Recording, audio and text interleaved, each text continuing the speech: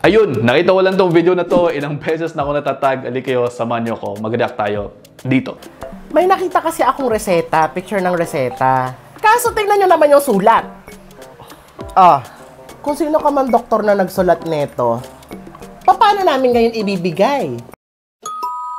Dito sa video na to, nagrereklamo si Sir tungkol sa pangit na sulat ng mga doktor. Alam nyo, wala naman talagang paliwanag dyan siguro, pero mayroon akong mga kilalang mga doktor na magaganda naman yung sulat. Siguro, dahil sa dami na rin ang sinusulat namin sa medical school, mga notes namin at iba pang mga sinusulat para lang mahabol sa dami ng lectures, at may mga kasunod pang exams, case reports, case management conferences, group works, meron pang ibang extracurriculars, at meron pang maraming iba. Pero dito, sobrang sama naman talaga ng sulat na to. Actually, para sa akin, alam nyo, delikado yan. Dapat kasi maayos naman talaga kahit papaano ang sulat dahil po pwedeng magkamali ang mga pharmacists natin sa pagbibigay ng mga gamot. Kunwari, yung parang nakasulat na P, tapos merong nakakulot do sa dulo ng sulat, po pwede kasing paracetamol or pantoprazole or iba pa.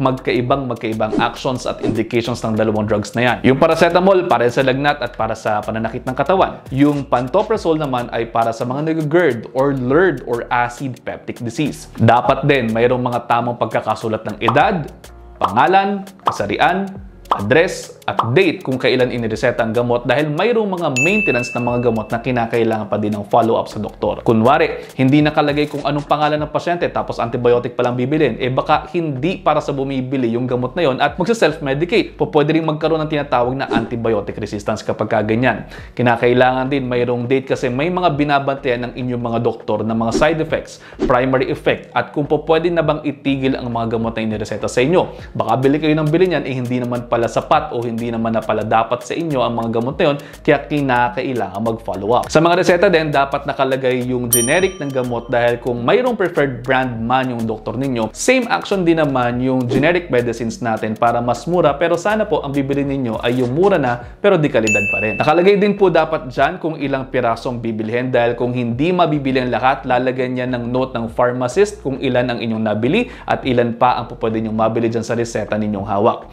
Next, meron din dapat na label yung reseta. Malinaw dapat yung pagkakasulat kung paano iinumin ang gamot. Meron kasing mga gamot na malalaki tapos kinakailangan tunawin muna sa tubig bago inumin. Yung gamot na yan, pwedeng mangyari kapag ininom ng hindi binababad sa tubig, pwedeng bumula ang bibig ng pasyente at matakot, akalain pang nalason siya, pero sa totoo lang, malinaw naman talaga dapat ang pagkakasulat na kinakailangan itong tunawin muna sa tubig. Kaya ako sa klinika namin, pati sa mga online consultations, ginawan ko ng sistema na nakaprint ang aking mga reseta dahil alam kong hindi naman kagandahan ng aking sulat. Ito ay aking ginagawa, hindi lamang para sa akin, kundi pati na rin sa aking mga pasyente, nang sa ganoon maging malinaw para sa kanila kung paano iinumin ang kanilang mga gamot at para na rin sa mga pharmacists natin upang maging malinaw para sa kanila ang basahin ang nakasulat.